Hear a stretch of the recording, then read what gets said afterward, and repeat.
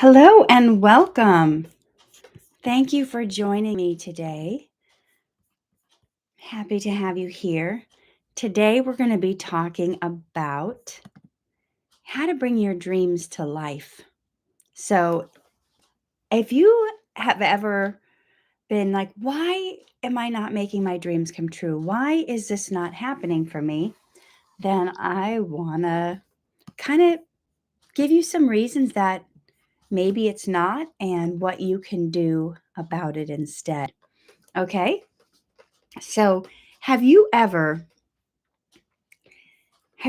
kept a dream to yourself um, because you were afraid of looking foolish if it didn't work out? Like you're like, well, I don't want to tell anybody about this because what if it doesn't turn out? What if they think I'm an idiot? What if, you got all the what ifs? And I like to turn that around and start to say, well, what if it does work? What if everything turns out better than I imagined it would? Instead of always going to the negative, why don't we turn that around and think, well, what if it goes right? I mean, we don't know what the future holds. We don't know if things are going to go our way or if they're not.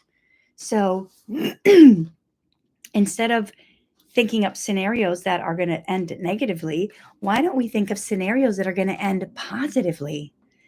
So that usually helps me when I'm in a funk, like what if? Well, let's what if in the right direction. Thank you so much, Angela. I so appreciate your gift. Uh, wow, thank you. Okay, so keeping dreams to yourself. If God put a dream in your heart, He's going to birth that dream through you if you don't give up on it. So, honestly, when God first started to put certain dreams in my heart, I was too afraid to talk to anybody about it. And then, you know, the specific dream I'm talking about is when I started to want to be a speaker. Like I already moved to LA to be an actor, and I already got to act in a whole bunch of things. But then I started to feel this new dream brewing within me. And the new dream was to be a speaker. And so, but I didn't want to talk to anybody about that. And so I had people that would come up to me and ask me if I would speak at their events, and I was too scared. So I said no. And now I regret that. When my friend Mel Novak asked me to speak with him at a ministry event, I was too afraid.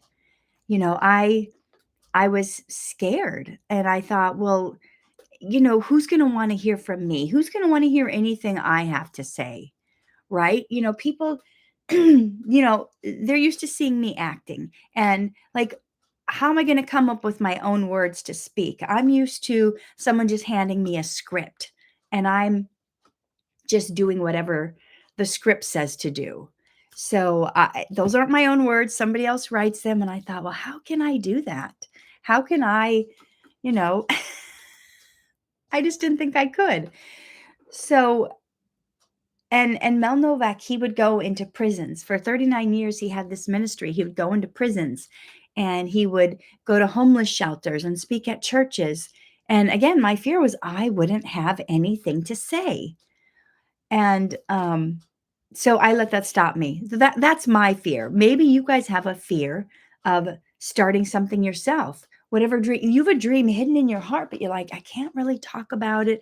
I don't want to tell anyone. What if I fail? What if it doesn't turn out? For me, it was like, what am I going to say and who's going to listen to me? Right? So we don't always realize this is a big clue for you. We don't always realize that the devil will attack us in the very place that God wants to use us the most. He will make us question the very places where we are so gifted and where we are called, and he will tell us lies about that. So I remember early on how I used to hate my voice. I really hated my voice. Growing up, I used to get fun of. Uh, people would say I sounded like a baby. I remember in high school when I was in gymnastics, and we would have this like at the end of the year, this yearly like banquet with all the other gymnasts, and people would give you prizes. And sometimes the prizes were like silly prizes. They'd give gifts. And sometimes it was like my friend Michelle, they gave her like a black belt. It was like a fashionable belt, but it doubled because she was also like in martial arts. So they're like, "Ooh, here's your black belt." She hadn't yet earned it in martial arts. So sometimes it would be fun gifts or prizes like that. When it got to me, the prize they gave me was jars of baby food. I was mortified. And when I would get on the bus to go do these gymnastic meets, they had this song that they made up to make fun of me.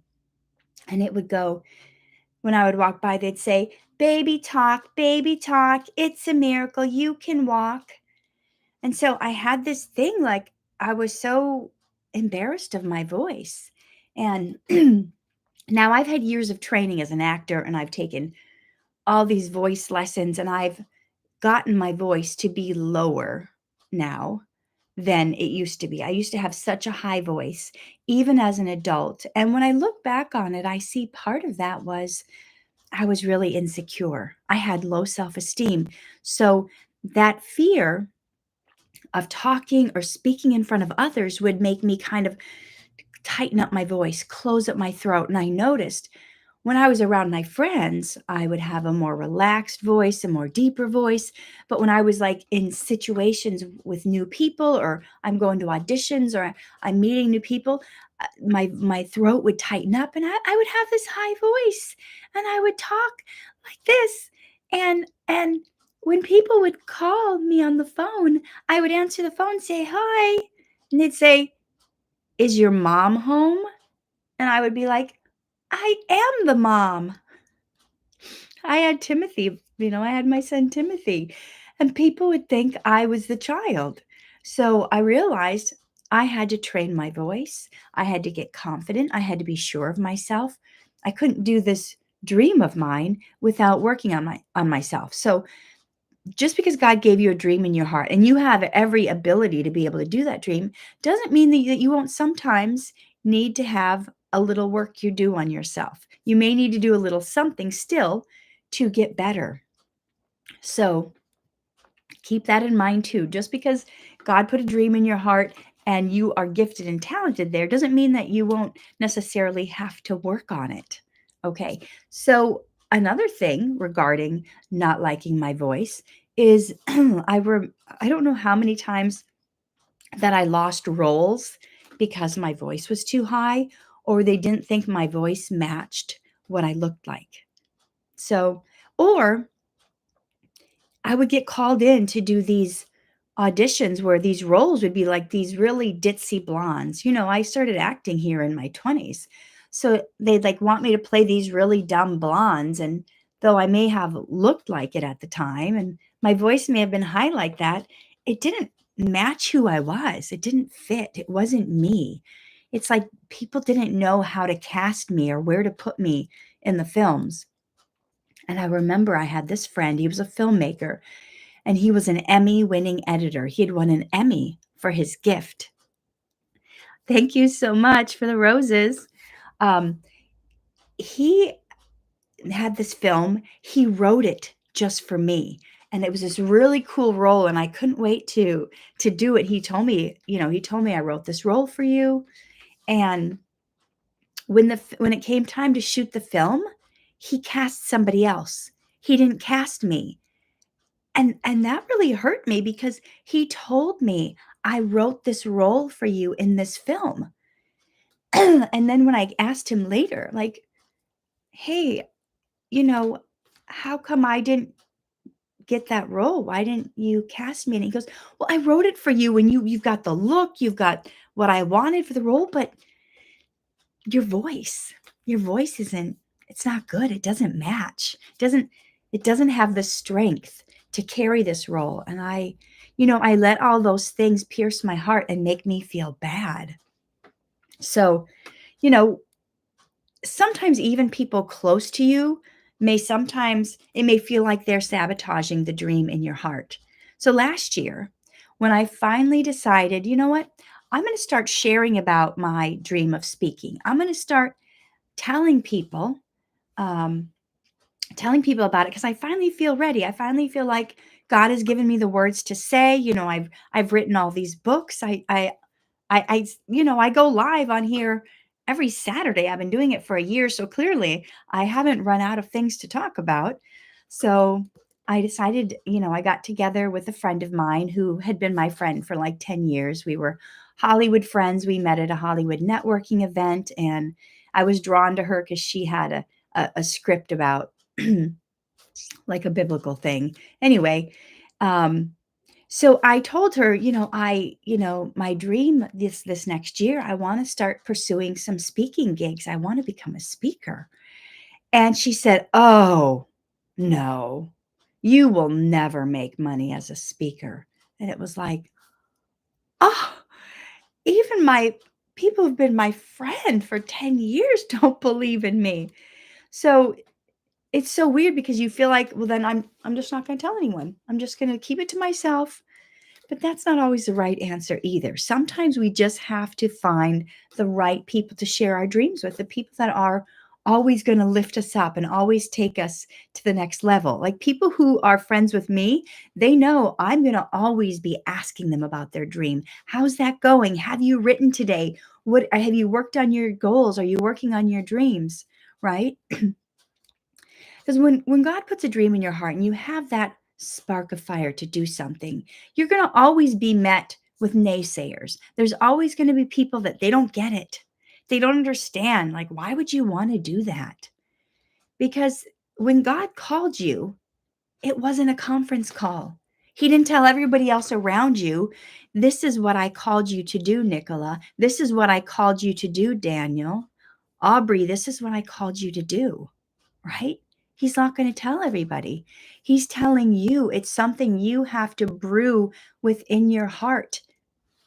So we have to be careful who we speak to about our dreams because some people they're going to water your dreams. Thank you, Nicola. I appreciate you. Thank you for the gift. They're going to water your dreams and they're going to help you grow. And other people, they're going to plant weeds all around you to choke out your dreams. So we have to surround ourselves with the people that are going to water our dreams, that are going to give us the sunlight and the nutrition, and not the people that are going to try to rip our seeds out of the ground before they've even had time to grow. So who are you surrounding yourself with?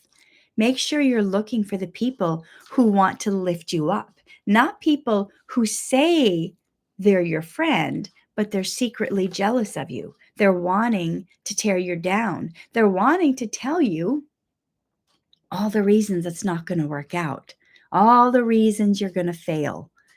So, those of you who, I don't know if I've ever mentioned this, but Edward Guest is my favorite poet. And there's two poems of his that I really love.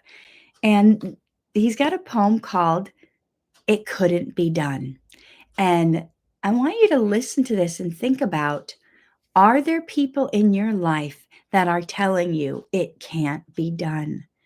Though that's what we need to, we know what someone is like by the words they speak, right? Scripture tells us out of the abundance of the heart, the mouth speaks. So I'm going to read you Edward Guest's poem, It Couldn't Be Done. All right. Somebody said that it couldn't be done, but he with a chuckle replied that maybe it couldn't, but he wouldn't be one who would say so until he tried. So he buckled right in with a trace of a grin on his face. If he worried, he hid it. He started to sing as he tackled the thing that couldn't be done, and he did it. Somebody scoffed, "Oh, you'll never do that. At least no one has ever done it." But he took off his coat And he took off his hat, and the first thing we knew, he'd begun it. With a lift of his chin and a bit of a grin, without any doubting or quit it, he started to sing as he tackled the thing that couldn't be done, and he did it. There are thousands to tell you it cannot be done. There are thousands to prophesy failure. There are thousands to point out to you one by one the dangers that weight will assail you. But just buckle right in with a bit of a grin. Just take off your coat and go to it.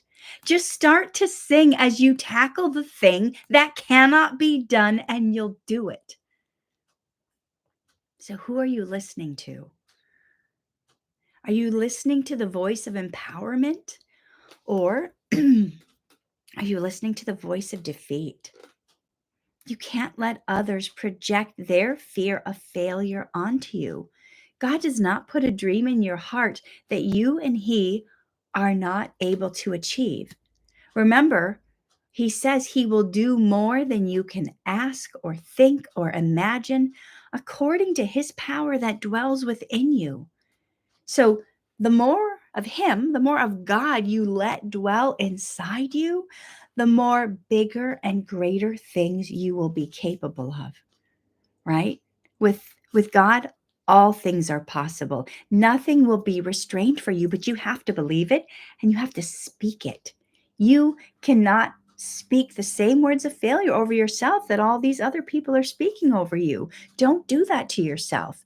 Proverbs 18:21 says, "Death and life are in the power of the tongue, and those who love it will eat its fruit." So, what are you seeing in your life? What are you eating? What's been coming your way? A lot of times it has to do with what you believe and what you've been speaking over yourself. So, now we just spoke about why you don't want to tell your dreams to everyone, because not everyone is going to be there to support you. Some are secretly jealous. Some just want to tear you down. Some people, they don't get it. They don't get you. And, remember, sometimes people just want to cause trouble. They're troublemakers and they don't know you. And they want to sometimes judge you by who you used to be. And that's not who you are anymore. You're into growth, you're into development. That's why you're even here listening right now. If you didn't want to be a better person, you'd be off doing some doom scroll, looking at stupid comedy videos or whatever. Not all comedy is stupid. Some of it's very fun and uplifting, but we could just be doom scrolling and not like learning and growing. I mean, you didn't have to be here on a Saturday morning learning, hearing a lesson from me on how to make your dreams come true and happen. You could just be consuming other people's content that, makes you laugh or feel funny for a minute, but doesn't challenge you to become a better person. So people may be judging you by who you are anymore, and that's not you. You're not that person anymore. So we need to be brave enough to share our dreams with the right people. So number 2, that was number 1. And this is number 2, why silence kills dreams. Now we've established we can't share with everyone, but if you keep everything to yourself, that too can kill your dreams. Sharing it with the wrong people is a killer, but also keeping it to yourself, because there's a danger in keeping your goals private, because when you do, nobody can support what they don't know about, right? So when I wrote my first book, which one? This one. I never told anyone I wrote it. I never even sent an email out telling people about the book. And then you wonder, like, how come nobody's buying any copies of my book? I never told anybody about it. Don't be that person, right? So nobody can support what they don't know about. So I took this workshop once. It was over several weekends, and they had us write down our goals. And I believe one of our assignments was in the next week, before we came back the following Saturday, was like to tell 10 people what our goals were before we went back to the class the following week. So here's what I used to do. And maybe you guys are guilty of this too. You have a dream in your heart, but you're not telling anybody about it. So you have a dream in your heart, but you're keeping silent. You don't want to, you fear what people will think of you, if they'll judge you, whatever. So you go somewhere and you go somewhere to school or to church or to the grocery store and you run into someone and they're like, "Hey, how are you?" And you're like, "I'm fine. What you up to?" "Nothing. I'm good." "How's the family?" "They're good." It's just all like surface level, superficial. You know you're bursting with things you want to tell them, but you're afraid. So weeks, when this assignment happened, I had to change how the conversation went. And when I ran into people, instead of, instead of them when they said, "Hey, how are you?" saying, instead of just saying, "I'm good," or "I'm fine," saying, "I'm good. You know what? I had this idea and I want to record my audiobooks. I've written all these books, right? And I wanna, like, record them. I wanna, like, do audiobook voiceover but I've never done that. And they'd say, "Oh, wow, that's really cool. I bet a lot of people would like to hear that." I'd be like, "Thanks. Do you know anyone? Like, do you know anyone who's ever done that?" And they'd say, "Oh, yeah, you know what? I had a friend that took this workshop on how to record audiobooks. Let me get you in touch with them." And before you know it, the next conversation I'd had with someone would go the same. Or maybe they didn't know anyone, or sometimes they'd say, "Oh, I know this guy who has a recording studio," or "I just recorded a voiceover for a commercial there," or they'd just call him and tell him I referred you. He might even have a discount for you. Or even if I would run into people and I'd say, "Hey, I have this dream to record my audiobook. Do you know anyone who could help me?" They might say, I don't know anyone, but I'm gonna be praying for you." And then you've got people praying for you, supporting your dream, but they could never do that if you just kept everything to yourself. Sometimes they'd be, like, really happy for me, and they'd be like, I'll keep on the lookout for you. If I run into someone, I will share that information with you." So, how do you know who you should share your dreams with? You gotta share your dreams with others who are successful people. They don't even have to be in the same field as you wanna go into, or they don't even have to know, things that like, they may be successful race car drivers or a chef or someone who has their own business. But the thing is, if they're successful, then they know what it takes to get to success. They know what it takes to defeat the failure, to rise again after you failed. A lot of times the people that are telling us we can't do it, that we're going to fail, that it's not going to work out, they've never really attempted anything or they've never been really successful at anything. So we're sharing with the wrong people. So think about who in your life who is like really creative. You want to share your dreams with people who have started to do something on their own. They've started their own thing, their own business, their own creative gifts. Maybe they're artists, maybe they're singers, people who've got their own successful thing going because they know what it's like to create something out of nothing. They know what it's like to be happy. You share your dreams with people who are happy. Share your dreams with people who are optimistic, not people who are always like, "Oh, it's going to be bad weather again today. Oh, nothing good is happening." Don't share your dreams with those kind of people, the complainers of the world. If you have friends who are like complaining all the time, do not share your dreams with them. They're always complaining about others. They're complaining about the government. They're complaining about how everything's going wrong in the world. You know what? Look for people who have the glass half full mentality, not the glass is half empty mentality, because you want to share with people who will cheer you on even if they can't help you directly. When we start to have fears, we're going to remember the people that said, "Wow, that's a really cool idea. You should do that. I really hope that works out for you." So, why not keep your dreams to yourself? Well, one reason is Silence allows fear and doubt to grow.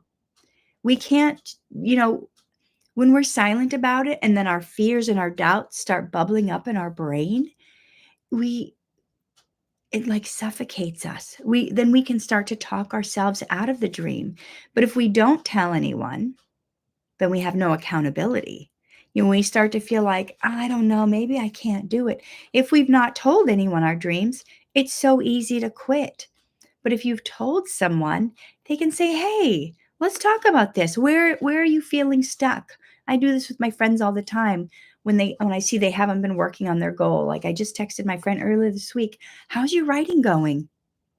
"Oh, I'm having a brain fog or writer's block."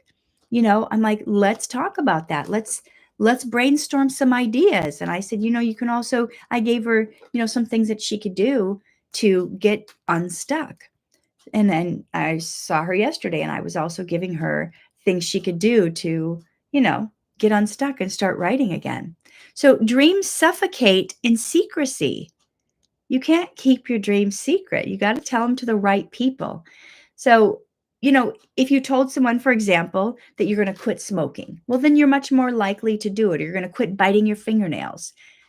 But if you didn't tell anyone, when you got in those stressful times, you're going to be biting those nails again.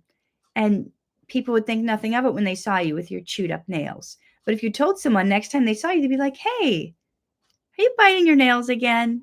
What's going on? Are you like super stressed? Let's talk about like how can we find some other alternatives of what you can do instead of biting your nails, right?"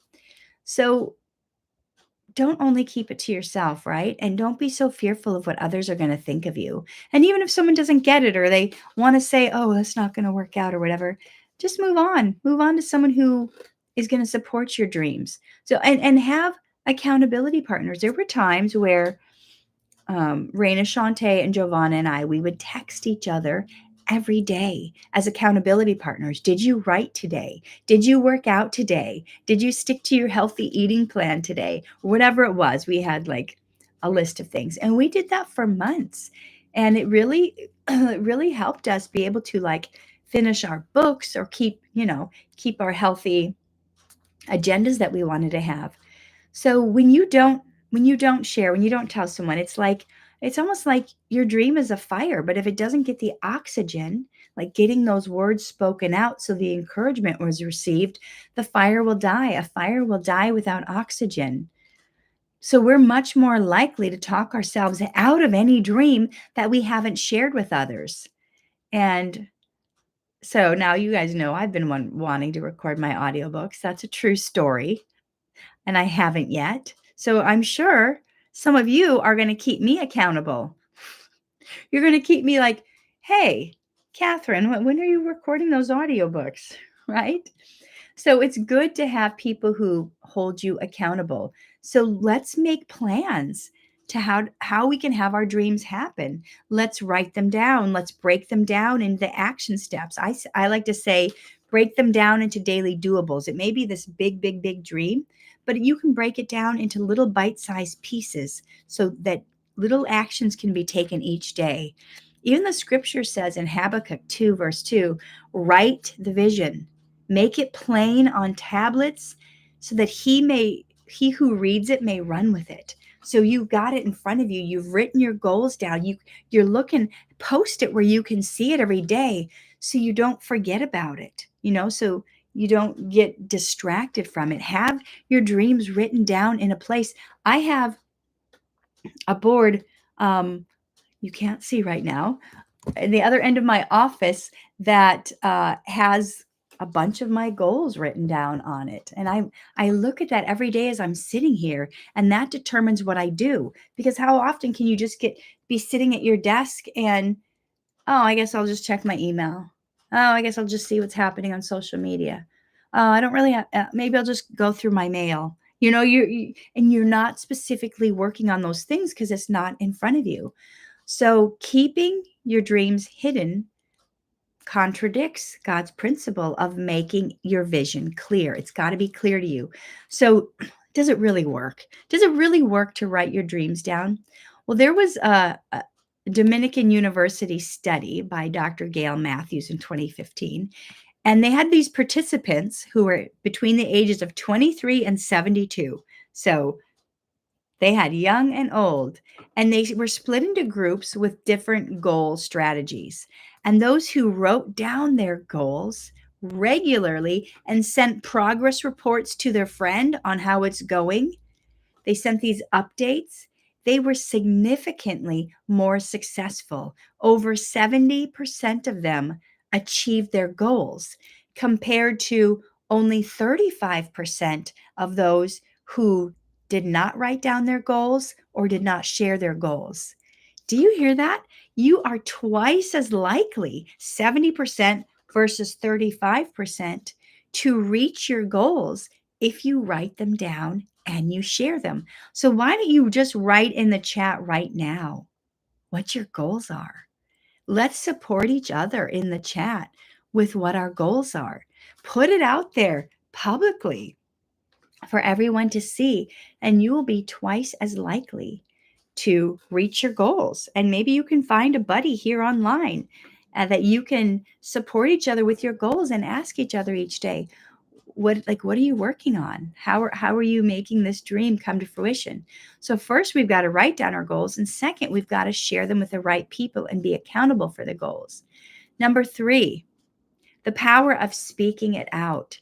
Speaking your dreams is not bragging, okay? Sometimes we go, oh, you know, if I tell someone I want to be a speaker or an actor, then I sound like I'm bragging. No, when you speak it out, what you're doing is aligning it with faith. You're aligning your dreams with faith. I see some of you are putting your dreams in the chat. Awesome. So, in some ways, you can say that your words create a spiritual magnet of sorts. When you declare it, people and opportunities are drawn to you, but it's not like some mystical secret. It's really the things and people are drawn to you because of your faith and belief. When you have faith, you start to see opportunities. You start to see possibilities. You weren't open to them before when you thought, I can't do it. You didn't see what was in front of you. It's like when I tell you, when we get in the car next time, look for all the red cars. Suddenly you're going to be like, oh my God, I never noticed there were so many red. How many people have red cars? This is crazy. It's because that seed was planted in your mind and now you're looking for it. Well, it's the same with having this dream in your heart that you go, I'm going to start doing this. I'm going to start looking for it. Then the people and opportunities will just suddenly start showing up. It's not that they weren't there before. You just weren't open to looking for it, or you didn't think you could do it. So you didn't see all the things in front of you, the opportunities and the possibilities, right? You were just missing them.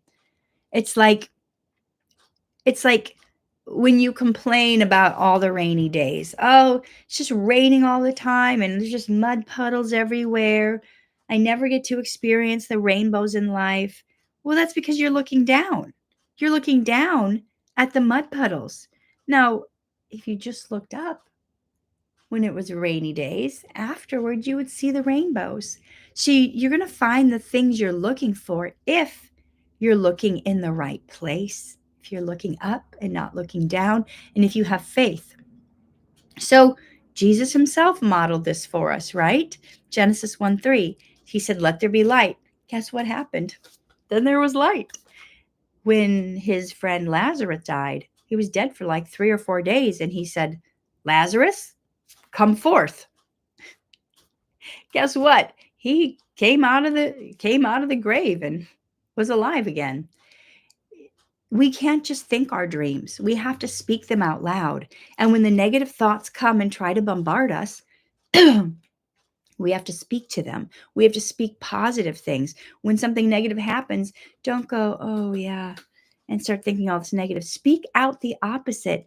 No, that's not going to happen. Actually, this is going to work out for me. You know what? That little delay or that little bump in the road, you know what? it didn't happen today or that person didn't say yes, but that's okay because that means I have more time to perfect my thing. Or that means I'm going to be aligned with someone better, someone who's more equipped, someone who will help me with this in a different way that's going to turn out better than I imagined. And you have to realize, you know, God works all things together for our good, for those who love him and those who are called according to his purpose. So if you love God and you feel like you're called for his purpose, he's going to make everything work out better than you could ever think. So when the detours of life happen, always look for the divine in the detours. Maybe when you get that flat tire, and you're sitting at the tire shop waiting to get it fixed instead of grumbling on the phone, texting all your friends, can you believe this happened? I was supposed to get it. Nah, nah, nah. How would you realize maybe this is a divine appointment? Maybe there's somebody here I'm supposed to talk to. Maybe this person's sitting next to me at the tire shop waiting for their car to get done. Maybe that's a conversation you need to have. Maybe something you say to them is going to spark them in a positive way, and you're going to plant seeds in them that turn their day around. Maybe they were willing to give up on their dreams, their goals in life, and you say something that makes them want to go on, that makes them want to continue, or maybe they speak life into you. When something happens negative, don't dwell on that negative. That's looking for the mud puddles. That's looking down. Start looking for the rainbows and look, okay, I'm stuck here. Why am I here? Who am I supposed to talk to? Who can I plant seeds of life in? What is my divine appointment right here, right now, in this detour that happened? We have to stop being so self consumed. You know, we have dreams that God has given us. Yes, we should fulfill them, but He also put things in you to share with others so you can be a blessing to those around you. So speak those dreams out. Maybe that person sitting next to you at the tire shop has an answer that you need. Maybe you tell them, you know what? I'm trying to write a book, but I'm not very good with grammar. And I have this stuff I want to say, this story in my mind to write, but I know I like don't really know the difference between a comma and a semicolon, or I don't know the proper word tenses. And the person next to you might go, oh, you know what? My sister is actually a book editor. And you never know. You think, oh, I'm just, my tire blew and now I'm stuck here and I'm late for work. And it may have been a divine appointment for you to meet the exact person who knows someone, right? You may be like, but I don't know how to do art. I don't know how to do a cover. You know, the person next to you may be like, oh, my nephew just graduated from art school and he knows how to design book covers. You never know if the person sitting next to you is a gift you are meant to unwrap. So speak about it, talk it out, let people know what your dreams are. They may know a publisher, they may know someone who can help you with that dream in your heart, right? So we talked about Romans 4:17. God calls things into being that are not. We're also supposed to, by faith, do what he does, and we can see it happen, right?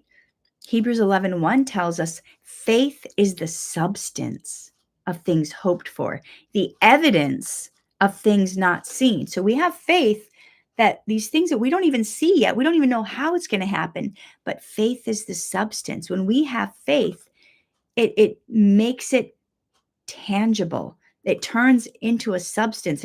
Faith isn't just this airy fairy thing. It turns into a solid substance that is tangible when the evidence of what we're looking for start to happen and they start to take place.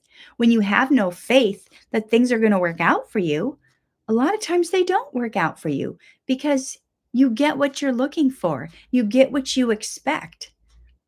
And let's not also forget the multiplication effect of sharing. When you share, you don't only make your dreams more likely of happening, but you've got people that will rally behind you. Thank you, Jimmy. You're so sweet. You have people who will rally behind you. Also, you will inspire others, right? Jimmy here has He's helped me film some of my online courses. When I let him know the dream I had to film an online course, he's like, "Can I help?" And he's contacted me since I filmed my last acting course, which hopefully will be launching this fall. "Hey, when are you filming your next course?" He's willing to come over and help. So people want to become part of your journey, right? And God will use others to confirm what you're doing, to guide you. For example, maybe someone shares with you that they're starting a nonprofit. Well, that's great. You're telling others about it. Maybe you've been wanting to find a good cause to donate to or to volunteer at, or you maybe you have a big social media following and you can spread the word, right? Ecclesiastes 4:9 tells us two are better than one because they have a good return for their labor.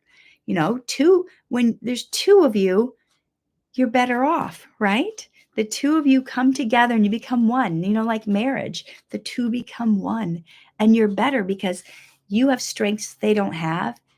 They have strengths you don't have. And together you become so strong. Scripture talks about the twofold cord, and a threefold cord is not easily broken. The more you wrap yourselves around others, the more you are helped. Proverbs 27:17 says, "Iron sharpens iron." So one person sharpens another person. Okay, point number 4.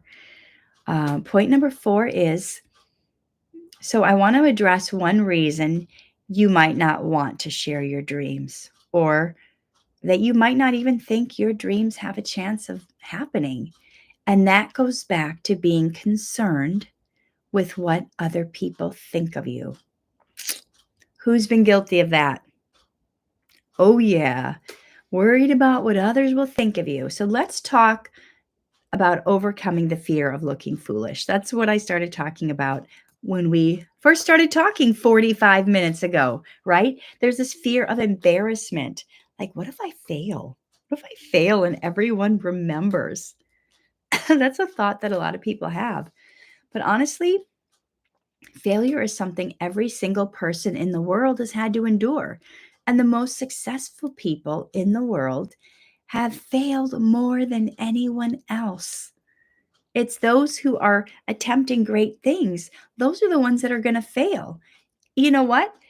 You may meet someone who's never failed anything. Well, then they probably haven't attempted anything great. They haven't attempted anything out of their wheelhouse. They haven't attempted anything outside of their comfort zone. Don't let that fear of failure become your normal, or the fear of embarrassment. You know, well, what if everyone remembers that I failed? Well, how about we flip that perspective and we think, well, what if you succeed? And then people know what great depths you've had to overcome. Thank you. Um, Little bow on my head. So what if everyone remembers what you overcame and you inspire them? What if they see you fail and then you try again and you get up and you keep running and they go, "Whoa, that failure I would not even have tried after that." And you get up and you inspire them because you keep going. So people have referenced President Lincoln's failure. So President Lincoln became in the United States, he became one of the most famous presidents we've ever had. So, if you want some context or a great example about failure and not giving up, you could say that President Lincoln had 28 years of failures before his ultimate success. So, I found a source, R.J. Gilb.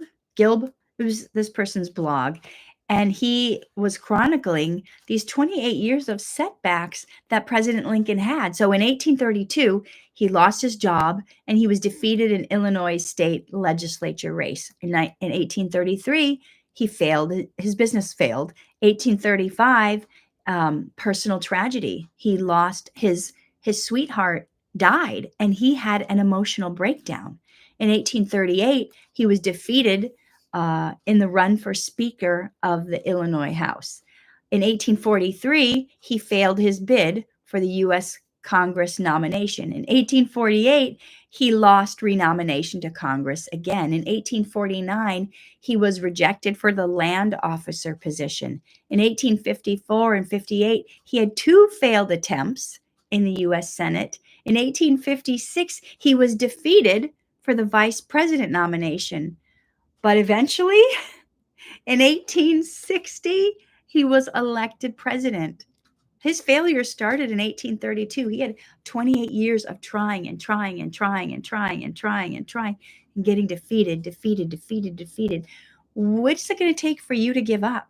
How many failures are you going to go, that's enough? You know what? Have you ever considered that if you don't quit, you win? Can you imagine? Just try to picture yourself later in life when you're an old grandma or an old grandpa. If you tried something a couple times and you failed and you gave up, and you look back and you're like, I really shouldn't have quit. I really should have kept trying. Where would I be today if I didn't quit? Where would I be today if I didn't let that fear of what other people thought of me make me stop? You don't want to do that. Listen, we've all spent so much time talking ourselves out of our goals and our dreams. Why don't we instead spend that time talking ourselves into our goals and dreams and praying for them to happen as we do talking ourselves out of them or worrying that they won't happen? Wouldn't we be in a different place right now if we talked ourselves into it and prayed that it would happen instead of talked ourselves out of it and worried that it wouldn't happen? Fear is the enemy, right? And fear has a way of silencing your calling. Look at the story of David and Goliath. David, he was telling everyone he was going to defeat Goliath. And even all the trained army of mighty warriors were afraid of Goliath. The Hebrew Bible says that Goliath, this giant, was nearly 10 feet tall. And David, he wasn't even a trained warrior. He was a young teenage boy who took care of sheep. And when David said he was going to defeat Goliath, people laughed. And people may have laughed at you when you told them what your dream was. But you can't let that stop you. David boldly declared what he was going to do with courage. While other soldiers wouldn't even go near the giant. Thank you, Jimmy. He ran towards the giant. David ran towards Goliath. He didn't have armor on. He didn't have a mighty sword. They hadn't even invented guns back then. He had a rock. He had a sling. He had a sling and a rock, and he was going against a nearly 10 feet tall, armored giant with a massive sword, and he ran towards him with a little rock. But you know what? David wasn't looking at the size of the enemy. He was looking at the size of his God. And that's what we need to do. When things look impossible to us, we need to look at the size of our God and not the size of the enemy in front of us. We have to take note of that, to bring our dreams to life and not shrink back in fear, not calculate our doubt. We should rise in faith, knowing that if God put this dream in our heart, He is well able to help us achieve it, no matter what type of giants stand in front of us, no matter who is against us, right? You have to believe in yourself, and you have to believe in the one who put that dream in your heart, because God doesn't give you dreams that you're not able to do. Even if you don't see how yet, it doesn't matter. You got to get the how out of here. Get the how out of here and go, we're going to do this. I don't know how, but God does. And if I lean on Him daily, thank you, Scourge. If I lean on Him and I pull from Him, every day I listen and I pray, He's going to give me a step. Then He's going to give me the next step. And then we don't know all the 100 steps it's going to take to get there. And maybe if we knew the 100 steps, we wouldn't do it. But He'll give you the next step And the next step, that's why scripture says he is a light unto our path and a lamp unto our feet. He's not shining the whole way where we need to go, but we're seeing, oh, I see this is the next step. You know what? I'm just going to take the next step and the next step. You know what? We can't be afraid. Proverbs 28:1 says, the righteous are bold as a lion. 2 Timothy 1:7 says, for God did not give us a spirit of fear, but of love and of power and of a sound mind. Thank you, Kinsey. So just to recap, silence suffocates, but speaking gives life.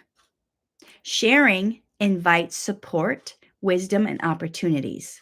Faith speaks things out loud, right? Faith helps bring things into existence.